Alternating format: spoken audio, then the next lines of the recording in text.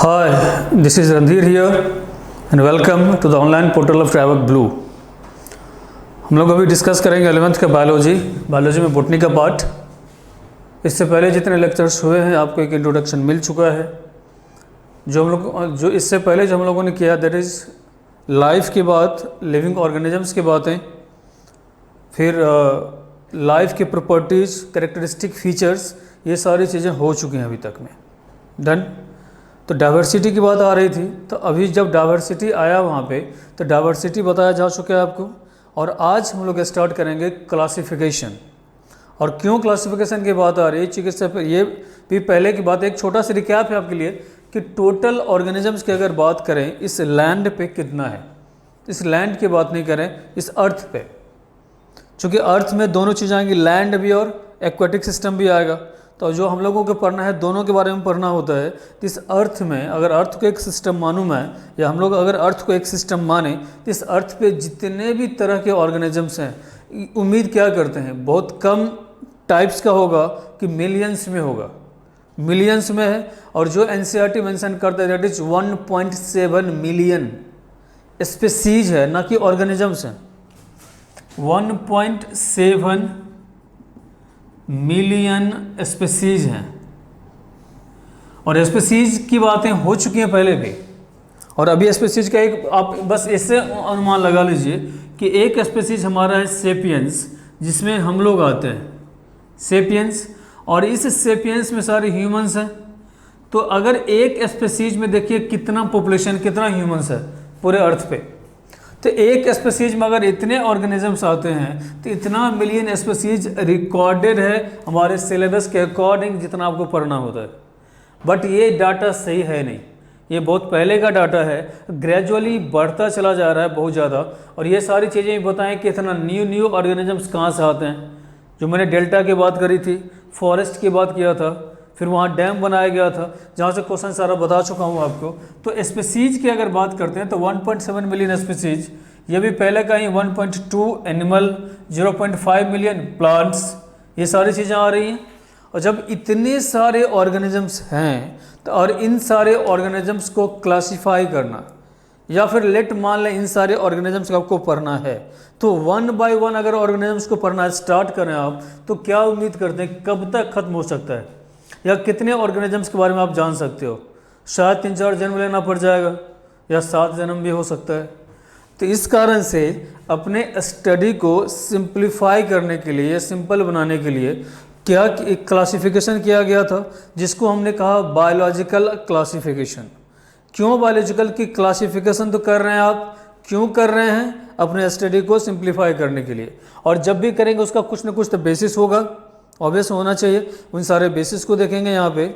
और ये क्लासिफिकेशन इन biological world, मतलब लिविंग ऑर्गेनिजम्स जितने हैं उन सारे ऑर्गेनिजम्स को क्लासिफाई कर रहे हैं आप अपने पढ़ाई को सिंप्लीफाई करने के लिए, कि आप एक साथ बहुत सारे ऑर्गेनिजम्स के बारे में जान पाओ। इसलिए बायोलॉजिकल क्लासिफिकेशन की ज़रूरत पड़ी और वो आया।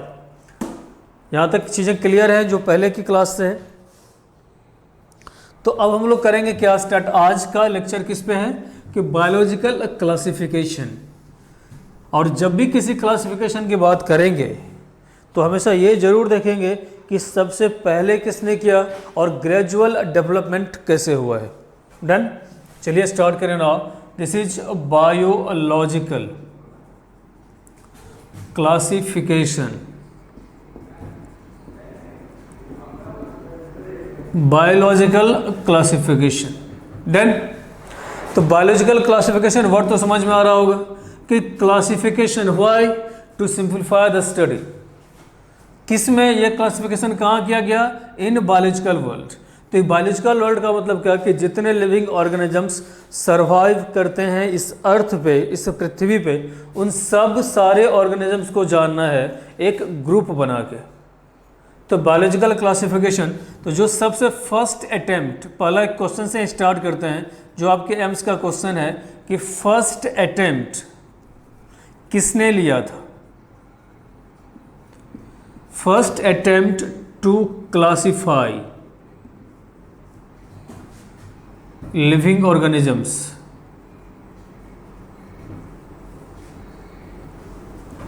किसने किया था? ऑब्वियस है, जो पहली बार करेगा, जो पहली बार करेगा उसका नाम तो आना ही आना, भले वो सही हो या ना हो।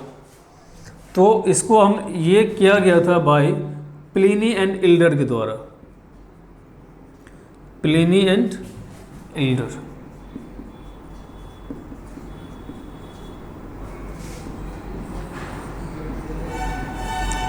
क्लियर? और प्लिनी और इल्डर ने जो किया था, और उसी सिस्टम का नाम है artificial system of classification, Pliny the elder. Clear है ये? चलिए प्लिनी, चलिए कैपिटल लिख दें सर, द इल्डर। तो आप करेंगे क्या यहाँ से, ये फर्स्ट अटेम्प्ट था, और इसी चीज़ को लेके नाउ जो आता है कि आर्टिफिशियल क्लासिफिकेशन, और यहाँ से डायरेक्ट क्वेश्चन है कि आर्टिफिशियल क्लासिफिकेशन किसने दिया? तो artificial classification is the first classification है, या पहली कोशिश है बायोलॉजिकल वर्ल्ड को क्लासिफाई करने का। तो ऑब्वियस आर्टिफिशियल क्लासिफिकेशन किसके द्वारा आया होगा? Pliny the elder.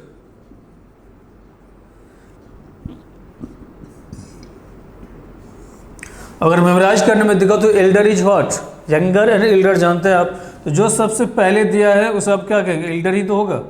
तो जो फर्स्ट क्लासिफिकेशन आया था दैट इज व्हाट, एल्डर के द्वारा है, Pliny the Elder, the artificial system of classification.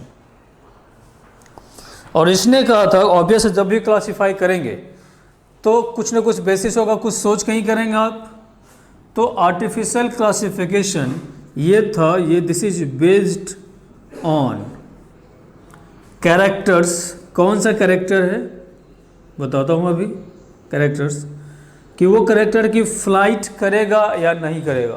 तो इसके अकॉर्डिंग जितना भी ऑर्गेनिजम्स आया था कि जो भी लिविंग ऑर्गेनिज्म है वो या तो फ्लाइट करेगा या फिर नहीं करेगा, या तो वो फ्लाइट या फिर नॉन फ्लाइट। वर्ड क्लियर हो रहा है? मतलब या तो फ्लाई करेगा, उड़ने की बात है हवा में, या फिर नहीं उड़ने वाला जो ज़मीन पर रहेगा। मतलब एक जो फ्लाइट कैरेक्टर होगा, दो इसमें जो नॉन फ्लाइट होगा। तो फ्लाइट में कौन कौन आ सकता है? बर्ड्स, यस, बैट कह सकते हैं यहाँ होगा।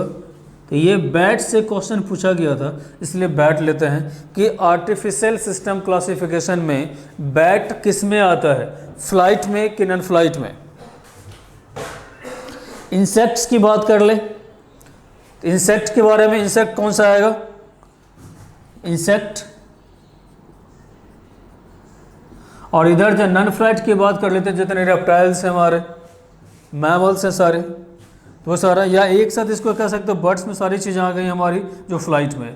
तो इतनी में सिर्फ एक चीज़ आया है कि फर्स्ट सिस्टम ऑफ क्लासिफिकेशन कौन सा? आर्टिफिशियल। किसने दिया? प्लिनी द इल्डर ने। पहली कोशिश किसने करी क्लासिफाई करने की? प्लिनी ने। बात खत्म। इसके बाद आए हमारे जो फेमस हैं अरिस्टोटल साहब। पहली कोशिश किसके द्वारा? प्लिनी के द्वारा। बेसिस क्या? Flight, non flight.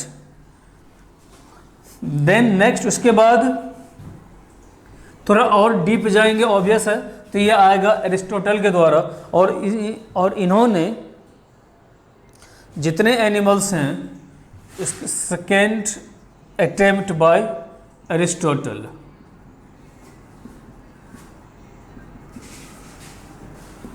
According to Aristotle इसने कहा कि जितने एनिमल्स हैं वो two parts, that is anaima and ई नाइमा।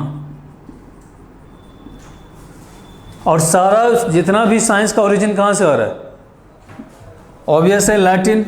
तो यहाँ एक वर्ड है नाइमा, यहाँ पे भी रिपीट हो रहा है, एंड नाइमा यहाँ पे भी रिपीट हो रहा है।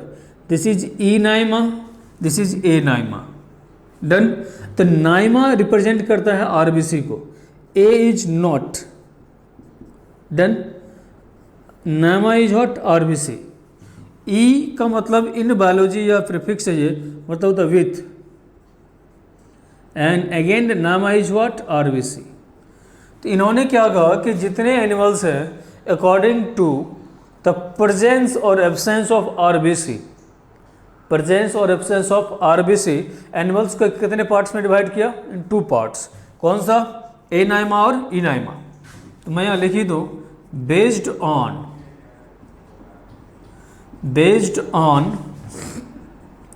प्रेजेंस या एब्सेंस ऑफ आरबीसी। अब आरबीसी के बारे में थोड़ा बहुत इन्फॉर्मेशन होगा आपके पास। रेड ब्लड सेल या रेड ब्लड कार्पस्कल्स, इसी का एक और नाम क्या होता है, इरिथ्रोसाइट।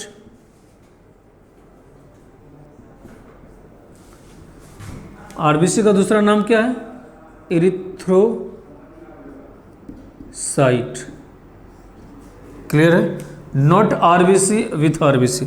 तो ए नामा में क्या होगा, organisms devoid of RBC, and enaima is organism with RBC. बोलते जिसके ब्लड में आरबीसी है, तो हम लोग क्या है, ई नामा या ए नामा। आंसर कीजिए।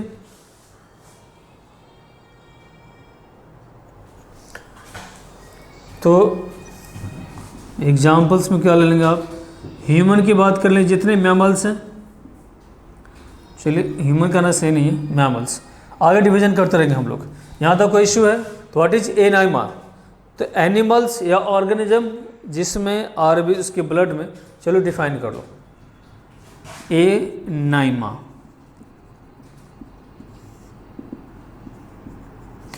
ऑर्गेनिजम्स in which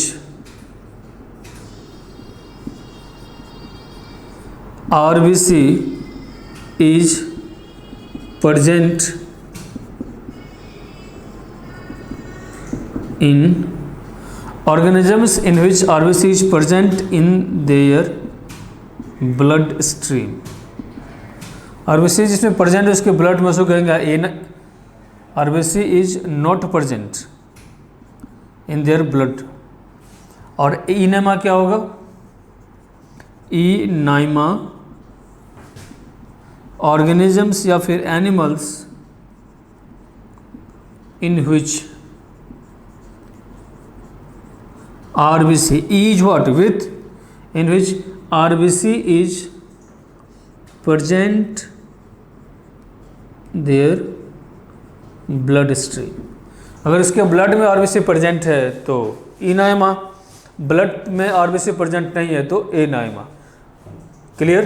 चलिए, तो व्हाट इज, हम लोग क्या है, हमारे ब्लड में आरबीसी होता है कि नहीं होता है, होता है। और अगर आरबीसी है तो आरबीसी होने के कारण हम लोग ए नाइमा में आएंगे कि ई नाइमा में आएंगे, ई नाइमा। तो ये किसके अकॉर्डिंग, अरिस्टोटल के अकॉर्डिंग। तो अरिस्टोटल ने ऑर्गेनिजम्स को डिवाइड किया किस बेसिस पे, प्रेजेंस और एब्सेंस ऑफ आरबीसी। और आरबीसी को उसने क्या कहा था, Naima. That's why E Naima and A Naima. Clear है ना। अब आता है नेचुरल सिस्टम ऑफ क्लासिफिकेशन। ये बहुत इंपॉर्टेंट है, बहुत ज़्यादा बार पूछा जा चुका मेडिकल में, कि that is natural system of classification. Natural system of classification. पहला क्वेश्चन ये कि जब भी कोई सिस्टम आता है क्लासिफाई करने का, तो कुछ ना कुछ तो बेसिस होगा।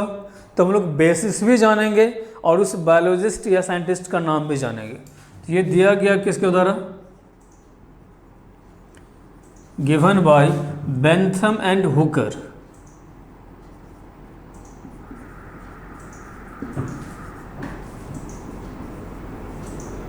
Bentham and Hooker. Clear, clear now.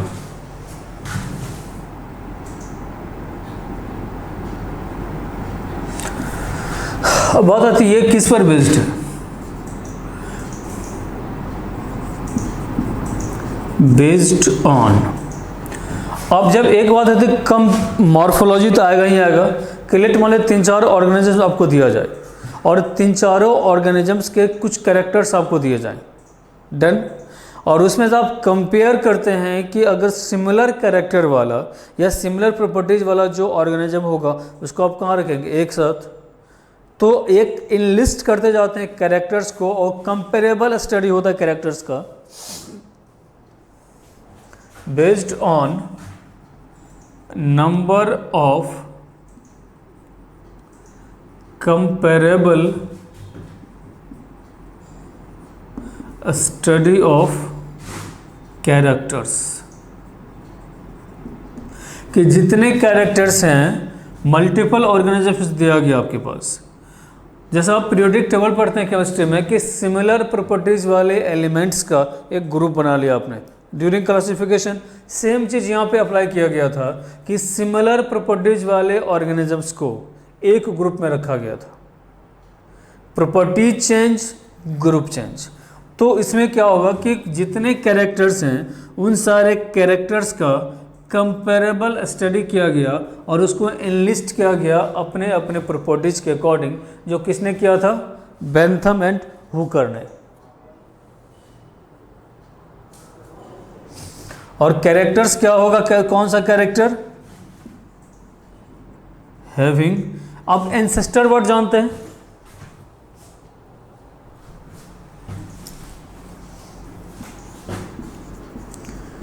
Having natural relationship या having relationship with their ancestors. कि जो भी कैरेक्टर आता है तो कैरेक्टर किसके कारण आता है, एक कैरेक्टर एक रिलेशन ही तो बताता है कि रिलेशन किसके साथ, उसके अपने एंसेस्टर्स के साथ। तो जो ऑर्गेनिज्म जिस परिवेश से आया है, कोई भी ऑर्गेनिज्म का जो अपना एंसेस्टर है उस एंसेस्टर का कैरेक्टर कुछ ना कुछ तो वो कैरी करेगा। इसलिए there natural relationship between ancestor के साथ जो कैरेक्टर आएगा, मतलब कंपेरेबल स्टडी किसका, कैरेक्टर्स का। वो कैरेक्टर्स कौन सा, जो रिलेशनशिप प्रोवाइड करेगा उसके एंसेस्टर के साथ। अगर उन सारे कैरेक्टर्स का कंपेरेबल स्टडी करें तो जो ग्रुपिंग करेंगे आप, उसे आप क्या कहते हैं, natural system of classification, that is Bentham and Hooker के द्वारा। एग्जाम्पल्स देख लेते हैं, चलिए हटाएं। तो नेचुरल सिस्टम क्लासिफिकेशन किस पर बेस्ड है, कंपेरेबल स्टडी किसका, कैरेक्टर्स का। कौन सा कैरेक्टर, जिसका रिलेशन उसके एंसेस्टर के कैरेक्टर के साथ होगा। क्लियर है। एग्जाम्पल्स ले लीजिए, जैसे लेट मान लो मैमल्स की बात कर लो, जितने भी मैमल्स हैं, तो मैमल्स का कैरेक्टर क्या क्या होता है, प्रेजेंस ऑफ मेमोरी ग्लैंड, सब में होगा। और बताइए मेमोरी इसका क्या क्या हो सकता है, कि जिसका कैरेक्टर एंसेस्टर के साथ भी हो। कि कंपेरेबल स्टडी करना है तो कंपेरेबल स्टडी किसका करें, तो जितने मैमल्स हैं तो हार्ट उसका 4 चैम्बर्ड हार्ट होता है।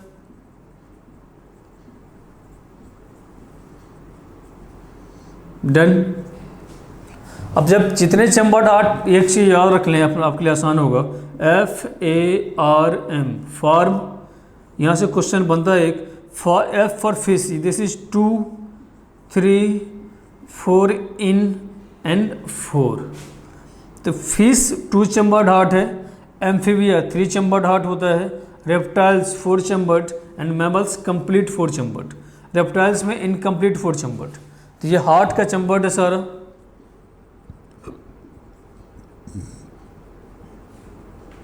Heart chambered.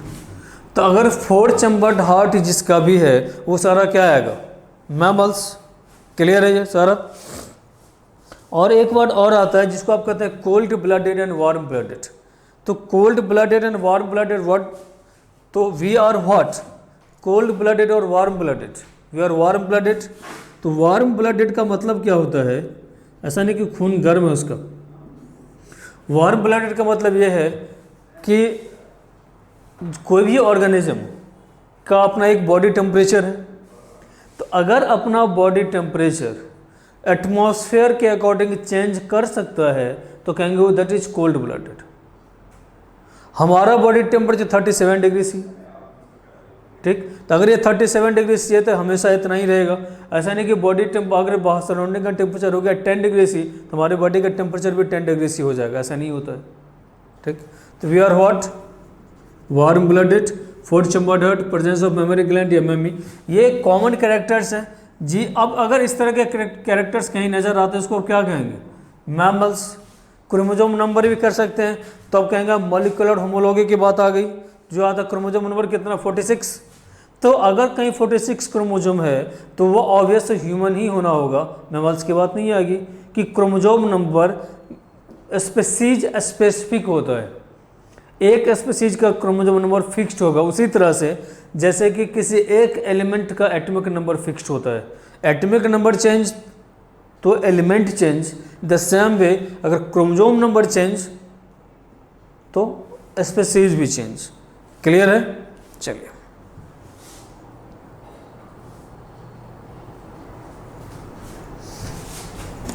ये था नेचुरल सिस्टम ऑफ क्लासिफिकेशन। और नेचुरल सिस्टम क्लासिफिकेशन किसने दिया है? बेंथम एंड हुकर ने। किस बेसिस पे? Based on number of comparable characters. और वो कैरेक्टर्स किसके अकॉर्डिंग होना चाहिए? एंसेस्टर के साथ मिलना चाहिए उसे, ठीक। चलिए, यहाँ तक तो बात हो गई।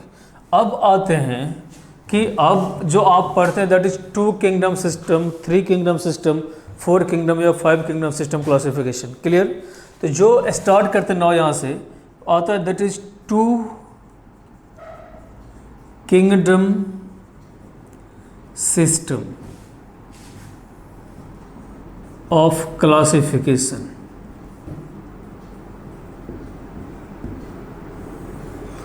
अभी तक सिर्फ 2 आया पहले कि आर्टिफिशियल क्या है और नेचुरल क्या है। नहीं तो दूसरा आर्टिफिशियल क्या है और नेचुरल क्या है। ठीक है, मिल गया, हो गया।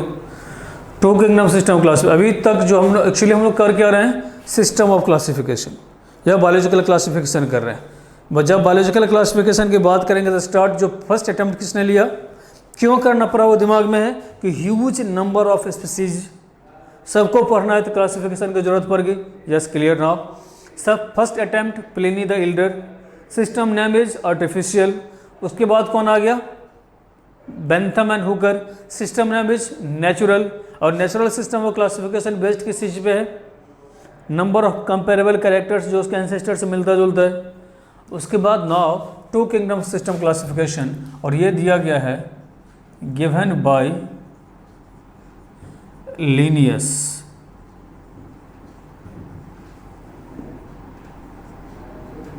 Given by Linnaeus. क्लियर है?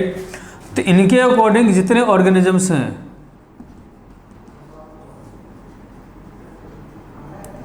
जो भी लिविंग ऑर्गेनिजम्स हैं, वो डिवाइडेड इनटू 2 पार्ट्स।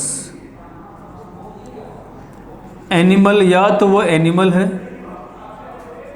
या फिर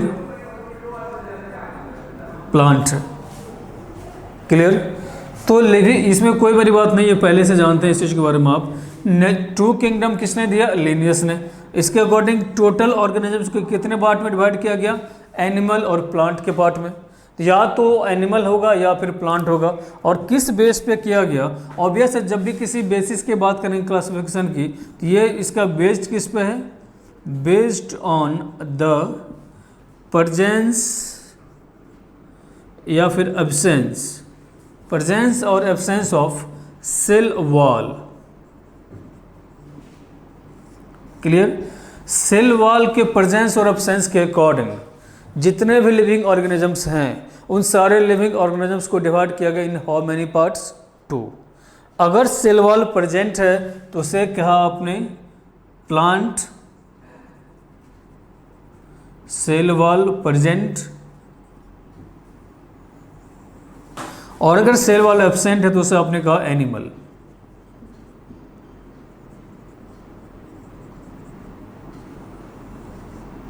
क्लियर? तो एनिमल एंड प्लांट। दो ग्रुप है हमारा, लिविंग ऑर्गेनिज्म जितने हैं, एक एनिमल एक plant on the basis of cell wall. Clear, यहाँ तो कोई बात नहीं, इसमें इतना ही इन्फॉर्मेशन है कि टू किंगडम किसने दिया, लिनियस ने। क्या है living organisms, how many parts, animal plant, basis क्या, प्रेजेंस और absence of cell wall. Clear ना। अब यहाँ से एक बात आ गई कि जब कभी पढ़ते जाएंगे, और यहाँ से जो बहुत इंपॉर्टेंट है, तो अब स्टार्ट करते हैं। और कुछ ऐसा है, चूँकि हम लोग जब भी बायोलॉजी पढ़ते हैं, शुरू से मैं कहता आ रहा हूँ कि जब भी बायोलॉजी पढ़ेंगे आप इवोल्यूशन को ज़रूर फोकस करेंगे। तो प्लांट और एनिमल के बीच का भी तो कोई ऑर्गेनिज्म आया होगा, जब पहली बार लाइफ कहीं ना कहीं आया होगा, दैट इज एनिमल। डन। अब वहाँ से अगर वो प्लांट में गया है या प्लांट से अगर एनिमल में आया है, तो कहीं ना कहीं कोई ना कोई तो ऑर्गेनिज्म ऐसा होगा जिसमें कुछ कैरेक्टर प्लांट का भी होगा और कुछ कैरेक्टर एनिमल का भी होगा। तो जिसमें दोनों कैरेक्टर आएगा उसको बोलते हैं ड्यूअल ऑर्गेनिज्म। जैसा आप लाइट फिजिक्स में पढ़ते हैं, लाइट ड्यूअल नेचर शो करता है, particle and wave. In the same way कुछ ऑर्गेनिज्म जिसमें कुछ एनिमल का भी कैरेक्टर होगा और कुछ प्लांट का भी कैरेक्टर होगा, उसे आप क्या कहेंगे, ड्यूअल ऑर्गेनिज्म। तो ड्यूअल DUAL, जो ड्यूअल ऑर्गेनिज्म है, तो ड्यूअल ऑर्गेनिज्म कौन सा है, लाइकेन। तो जब लाइकेन आ गया यहाँ से, तो फिर लगा अब लाइकेन को बताया जाए कि लाइकेन किस में है, प्लांट में कि एनिमल में। तो ये इसमें दोनों का कैरेक्टर आता है। तो लाइकेन को क्या बोला जाता है, lichen is a dual organism. इसका मतलब जो ये कहा गया है, ये चीज़ें पूरी तरह सही नहीं है, इसमें कुछ न कुछ इंप्रूवमेंट की ज़रूरत है। तो ऑब्वियस इसके बाद कौन सा सिस्टम आएगा, 2 के बाद 3 सिस्टम आएगा, 3 के बाद 4 आएगा, 4 के बाद 5 आएगा, और फिर 5 आते आते सारी कम्प्लेक्सिटी ख़त्म हो गई और जितने ऑर्गेनिजम्स हैं सबको हमने क्लासीफाई कर लिया। क्लियर। तो 2 किंगडम सिस्टम यहाँ तक। Next is 3 kingdom system classification. हटा दें, चलिए। तो आई होप 2 किंगडम में कोई इशू नहीं होगा। 2 किंगडम सिस्टम किसने दिया, लिनियस ने। क्या था बेसिस, प्रेजेंस और absence of cell wall. Cell wall present तो प्लांट, सेल वॉल एब्सेंट तो एनिमल। ड्यूअल ऑर्गेनिज्म कौन सा है, लाइकेन। क्यों ड्यूअल का, दोनों का कैरेक्टर आता है। चलिए ना, अब 3rd, 2, 3, 4th number is 3 kingdom system classification. 3 kingdom system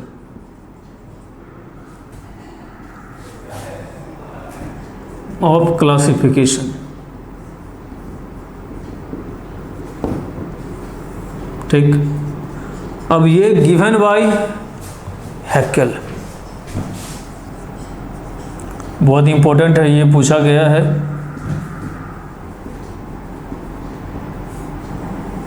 given by Hückel, obvious जब गिवन बाय हैकेल है तो किस बेस पे किया गया होगा, on the basis of, based on tissue differentiation.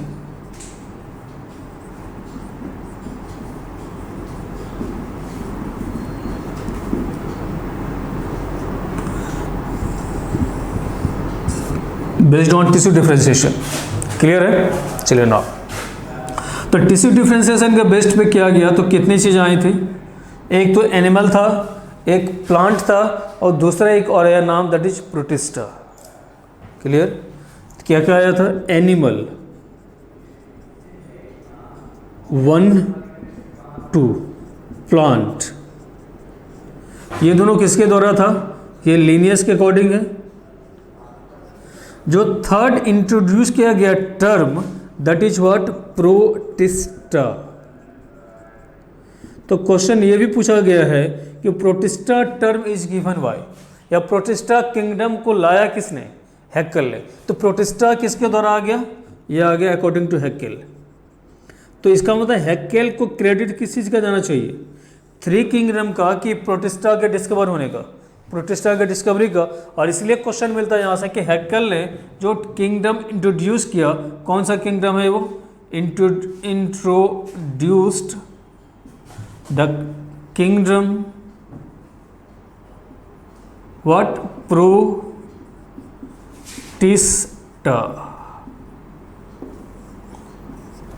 I hope यहाँ तक क्लियर है, और कोई इन्फॉर्मेशन नहीं। 3 किंगडम किसके द्वारा? हैकेल के द्वारा। क्या था basis? Tissue differentiation. Tissue differentiation के बेस पे क्या आया था? Animal, plant and Protista. तो animal is Animalia, plant is Plantae. और एनिमल एंड प्लांट की जब बात करते हैं तो एनिमल एंड प्लांट को किसने लाया था? लिनियस ने। By which system of classification? 2 kingdom. और उस 2 किंगडम में जो नया ऐड किया गया दैट वो क्या है? प्रोटिस्टा, और वो दिया था हैकेल ने। इसलिए क्वेश्चन आता है कि Protista kingdom is introduced by which biologist या scientist? What should be the answer? Haeckel. Clear? Now 3 kingdom system classification, this is complete 3। हटा दो। इसके बाद 4 किंगडम सिस्टम क्लासिफिकेशन, और जर्नी यही स्टॉप करेंगे 4 के बाद।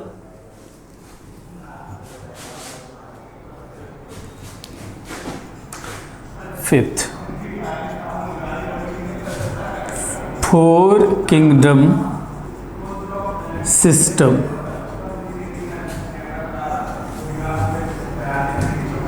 Of classification.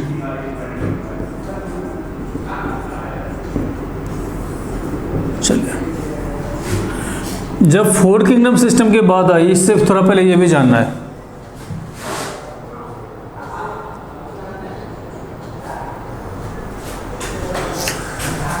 ये आया है अप्रॉक्स 1956 के आसपास, ठीक, given by Copeland.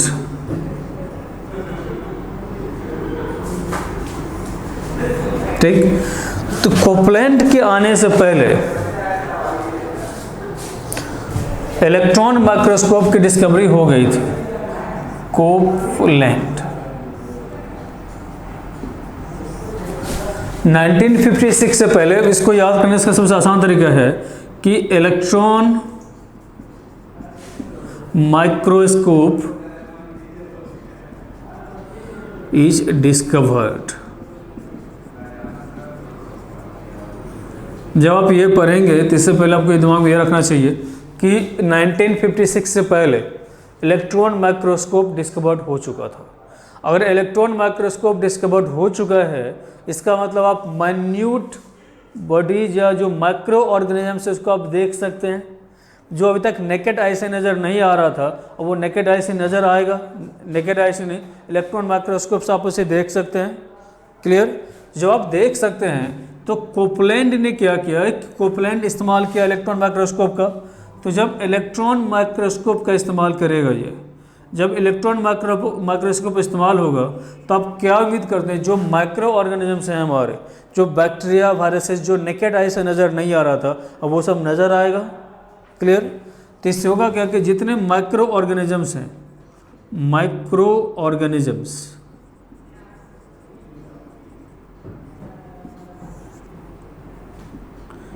Can be seen now. Micro organisms को देखा जा सकता था इसके बाद, और जब माइक्रो ऑर्गेनिजम्स को देखा जा सकता है, तो इससे पहले जो कुछ था, या तो एनिमल था या प्लांट था। टिश्यू डिफ्रेंशिएशन के बेस पे प्रोटिस्टा आ गया। अब एक न्यू ऑर्गेनिज्म आएगा, न्यू किंगडम आएगा, जिसमें सिर्फ माइक्रो ऑर्गेनिज्म की दुनिया होगी, सिंपलेस्ट माइक्रो ऑर्गेनिजम्स, और उसको हम लोग कहेंगे मोनेरा। तो जो किंगडम आएगा, उस किंगडम का नाम क्या आ जाएगा? मोनेरा। तो मोनेरा में आप किसका स्टडी करते हैं? सिंपलेस्ट माइक्रो ऑर्गेनिजम्स का।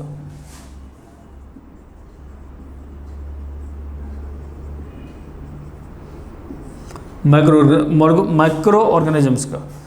तो 4th किंगडम या 4 kingdom classification given by Copeland. The kingdom introduced will be Monera. क्यों? वाई? चूँकि इलेक्ट्रॉन माइक्रोस्कोप आ चुका था, और इलेक्ट्रॉन माइक्रोस्कोप की डिस्कवरी के बाद माइक्रो ऑर्गेनिजम्स को देखा जा सकता था आसानी से। और जब माइक्रो ऑर्गेनिजम्स नज़र आएगा, तो इन सारे माइक्रो ऑर्गेनिजम्स के लिए एक किंगडम की ज़रूरत पड़ेगी, and that kingdom will be Monera. इसका मतलब जब 4th किंगडम की बात करेंगे, तो 4th किंगडम में क्या क्या आएगा?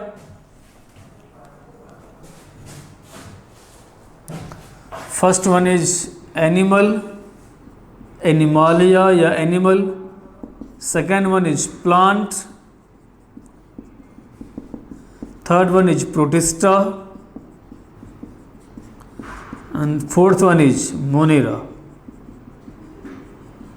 यहाँ तक तो बात आ गई। और इसके बाद बात आएगी एक और जो फिफ्थ फाइव किंगडम है, तो एनिमल या एनिमल एंड प्लांट किसके द्वारा? लिनियस के द्वारा। प्रोटिस्टा किसके द्वारा? हैकेल के द्वारा। मोनेरा किसके द्वारा? कोपलैंड के द्वारा। How many kingdom of system classification? 1, 2, 3 and 4। 4 kingdom system classification, Animalia, plenty, protista and Monera. Monera की डिस्कवरी किसके बाद? इलेक्ट्रॉन माइक्रोस्कोप के बाद इन 1956 बाय हुच साइंटिस्ट? कोपलैंड। यहाँ तक चीज़ें क्लियर है ना। अब लास्ट में आ जाता है हमारा 5 किंगडम सिस्टम क्लासिफिकेशन। ठीक, तो करें last one is 5 kingdom system classification.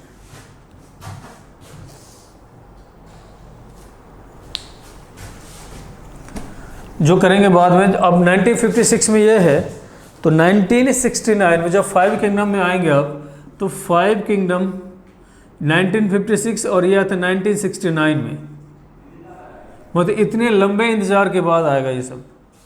तो जो नेक्स्ट क्लास में करेंगे that is what 5 kingdom system of classification की, जो किसने दिया है? व्हाइटेकर ने। और वहाँ से एक और टर्म आएगा स्पीसीज की बात है, और इसका बेसिस समझना है कि किन बेसिस पे व्हाइटेकर ने टोटल लिविंग ऑर्गेनिजम्स को क्लासीफाई किया है। कितने बेसिस हैं? उसके बेसिस है 3, complexity of cell, complexity of organisms and mode of nutrition. और आजकल इसमें 2 और ऐड कर लेते हैं, इकोलॉजिकल रोल क्या है, प्रोड्यूसर है, कंज्यूमर है या फिर डिकम्पोजर है। इन सारी चीज़ों की चर्चा कब? In next video. यहाँ तक अगर कुछ इशू हो तो आप कमेंट कीजिएगा। आई होप यहाँ तक चीज़ें क्लियर होंगी। इन्हें नट से अगेन रिवाइज कर लेते हैं हम लोग को करना क्या था? Biological classification. Clear? Completely pen बंद। तो बायोलॉजिकल क्लासिफिकेशन की जरूरत क्यों पड़ी? Huge number of organisms and species है हमारे पास, और इतने सारे ऑर्गेनिजम्स को कस्टडी करने के लिए आपके पास एक प्रॉपर प्लान जरूर होना चाहिए। मतलब क्लासिफिकेशन जरूरी है, 1 बाय 1 करके नहीं कर सकते, और 1 बाय 1 करके करेंगे तो शायद कितने 7 जन्म भी कम पड़ जाएंगे आपके लिए। तो अब बात आती है कि जितने ऑर्गेनिजम्स हैं उसमें पहला अटेम्प्ट किसने किया? प्लिनी ने, प्लिनी द इल्डर। उसने क्या कि इसलिए उसके सिस्टम का नाम क्या है? Artificial system of classification. और उसके अकॉर्डिंग कितने पार्ट्स में? एक फ्लाइट, नॉन फ्लाइट। इसके बाद लिनियस साहब आ गए, तो लिनियस के अकॉर्डिंग कितना है? With RBC, without RBC, A Naima, E Naima. Done. ये दोनों तो पहले के बाद आर्टिफिशियल। और ये अब आती है कि जब आर्टिफिशियल आया था नेचुरल भी आएगा। तो नेचुरल सिस्टम क्लासिफिकेशन किसने दिया? बेंथम एंड हुकर ने। जब बेंथम एंड हुकर ने दिया है ये, तो किस बेसिस पे? तो बेसिस इसका ये था कि नंबर ऑफ कंपेरेबल कैरेक्टर्स का स्टडी किया था वो, जो एंसेस्टर से मिलता है, उसके अकॉर्डिंग उसने टोटल आया कितने पार्ट्स में? Again 2 parts. क्लियर? उसके बाद आएगा 2 किंगडम सिस्टम क्लासिफिकेशन लिनियस के द्वारा, plant animal based on presence और absence of cell wall. 3 kingdom system class, और वहाँ से एक ड्यूअल ऑर्गेनिज्म की बात आ गई। तो ड्यूअल ऑर्गेनिज्म कौन सा है? Lichen. Clear? 3 kingdom system classification किसके द्वारा है? हैकेल के द्वारा। किस बेस पर? टिश्यू डिफरेंशिएशन के बेस पे। तो जो क्वेश्चन आता है कि term protista is introduced by which biologist? Answer will be what? Hückel. 4 kingdom किसके द्वारा आया? कोपलैंड के द्वारा। कब? इन 1956। इलेक्ट्रॉन डिस्कवरी माइक्रोस्कोप की डिस्कवरी के पहले या उसकी डिस्कवरी के बाद? तो इलेक्ट्रॉन माइक्रोस्कोप की डिस्कवरी के बाद की कहानी है। तो इसका मतलब इलेक्ट्रॉन माइक्रोस्कोप अगर आ चुका है, इससे जो माइक्रो ऑर्गेनिजम्स हैं आप उसको देख सकते हो। अगर माइक्रो ऑर्गेनिज्म को आप देख सकते हैं तो ऑब्वियसली उसके लिए एक नया अगेन किंगडम बनाना होगा, and that kingdom will be what? Monera. तो मोनेरा किंगडम को इंट्रोड्यूस करने का क्रेडिट किसको जाना चाहिए? कोपलैंड को। और अब इन सारी चीज़ों को मिलाएंगे और एक अलग से नया और आएगा फंजाई, जो लेके आएगा कौन? हमारे व्हाइटेकर साहब, जिसको बोलते हैं 5 किंगडम सिस्टम ऑफ क्लासिफिकेशन, जिसका बेसिस है 3, complexity of cell, complexity of organism, mode of nutrition. और इसके बेस पे सारी चीज़ें क्लियर हो जाएंगी आगे। तो नेक्स्ट लेक्चर में क्या होगा? 5 किंगडम सिस्टम क्लासिफिकेशन का complete and detailed idea with previous year questions के साथ, कि जितने क्वेश्चंस उससे बनते हैं वो सब पूरा होते जाएगा। ठीक है? पढ़ते रहिए, एंजॉय कीजिए तब तक। Till then take care, bye bye.